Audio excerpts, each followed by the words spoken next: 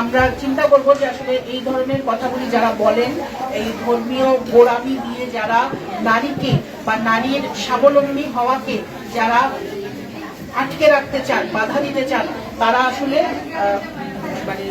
দেশ ও সমাজের জন্য কতখানি ক্ষতি করছেন সেই বিষয়টা কিন্তু ভেবে দেখার প্রয়োজন রয়েছে। এছাড়া দেখেন, সম্পত্তিতে নারীর অধিকার, যেটা আমাদের প্রায় পরিবারগুলিতে দেখা যায়, বোনের সম্পদের অংশ বা পুকুর সম্পদের অংশ সেটা কিন্তু দেওয়া হয় না। অর্থাৎ আমরা কিন্তু